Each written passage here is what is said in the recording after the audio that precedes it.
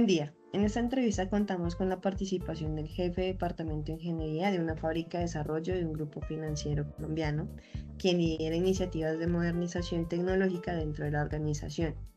Agradecemos sinceramente el tiempo y la disposición para compartir su experiencia y aportar su visión sobre estos procesos. Para empezar y ubicarnos un poco en el contexto, me gustaría que nos cuente brevemente su rol actual y cómo ha sido su trayectoria hasta llegar a esta posición. Gracias a ti también por el interés y el espacio. Me parece enriquecedor este tipo de interacciones. Y contestándote la pregunta, claro, actualmente soy el jefe del departamento de tecnología.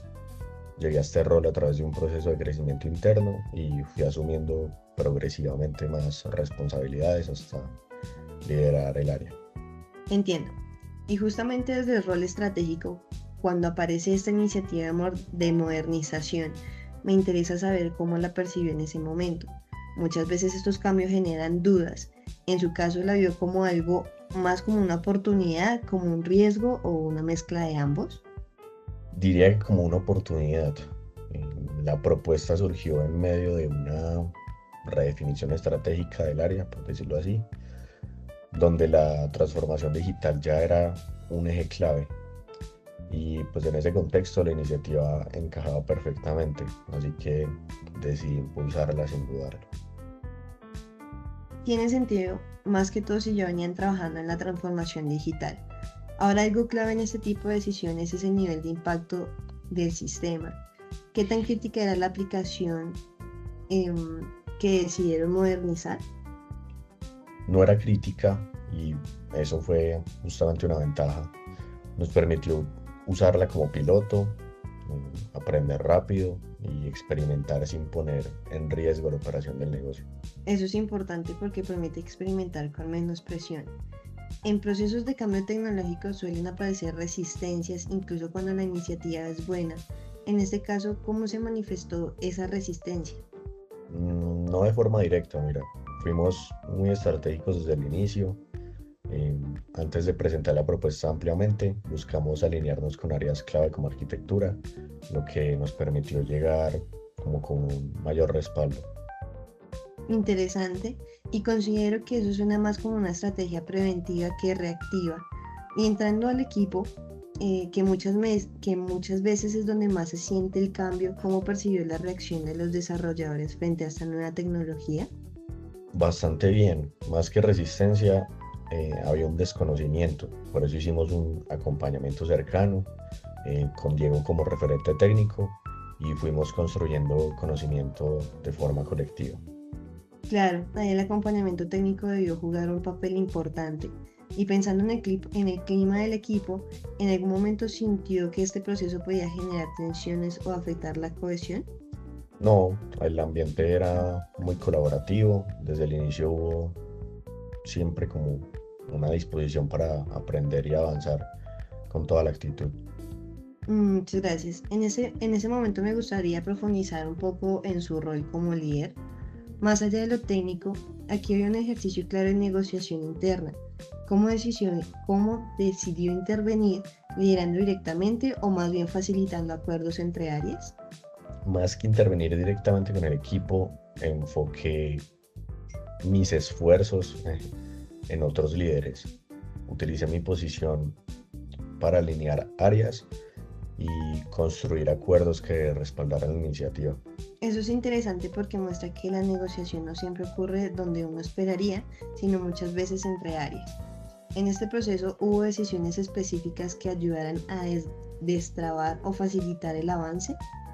Sí, principalmente asegurar el soporte continuo de la aplicación, es muy importante. Era una preocupación válida, dado que se estaba trabajando con una tecnología nueva para el equipo. Si lo miramos desde la teoría de negociación, donde se habla de enfoques distributivos e integrativos, ¿usted cómo caracterizaría lo que ocurrió aquí? Definitivamente integrativo, no había una dinámica de ganar-perder. Al ser un piloto de bajo riesgo, el enfoque fue más hacia construir valor conjunto y claridad en los roles. Se nota, sobre todo porque no había una lógica de ganar o perder, sino de construir algo entre todos. Y en términos de comunicación, que suele ser determinante en estos procesos, ¿cómo manejar lo que se discutía internamente frente a lo que se llevaba a otras áreas? Las reuniones internas servían para alinear con el discurso técnico. Luego con otras áreas ya llevábamos mensajes más estructurados y orientados claramente a resultados. Y pues esto hacía que facilitara la aprobación. A medida que avanzaban, ¿hubo algún momento donde sintieran que ya el equipo estaba completamente alineado o fue más bien algo que se fue dando gradualmente? No hubo un punto específico, fue como dices, gradualmente, fue un proceso progresivo. A medida que avanzábamos, el consenso se iba consolidando naturalmente. Considero que eso suele ser más sostenible en el tiempo. Y pensando en la persona que impulsó la iniciativa, que muchas veces tiene que traducir lo técnico, diría que tuvo que ser en algo importante para lograr ese alineamiento. Más que ceder, tuvo que adaptar su comunicación, supo traducir lo técnico según el interlocutor y eso fue determinante para avanzar.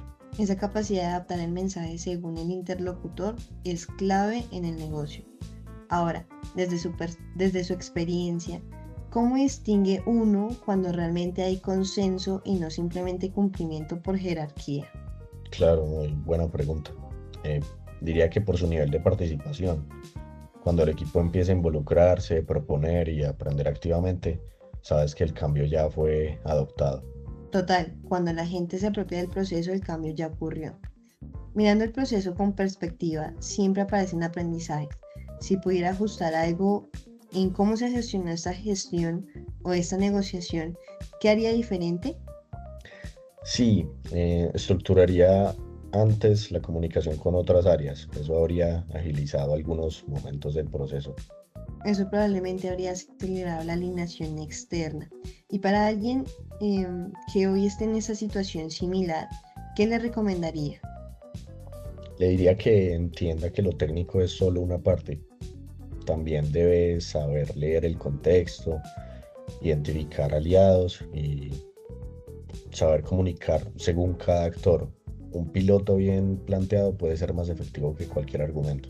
Es decir, no basta con tener la razón técnica, hay que saber cómo moverla dentro de la organización. Para cerrar, me gustaría ir a lo que más marcó.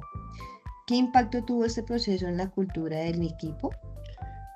Diría que muy positivo. Se fortaleció la cultura de aprendizaje y la confianza para explorar nuevas tecnologías. Y ya para terminar, si tuviera que quedarse con una sola idea o lección de todo este proceso, ¿cuál sería? Que el consenso no se impone, se construye y se construye más rápido cuando el cambio se entiende como una oportunidad compartida. Me quedo con esto porque resume muy bien lo que hemos conversado. El cambio no es fuerza, se construye. Muchas gracias por compartir tu experiencia. Vale, mucho gusto.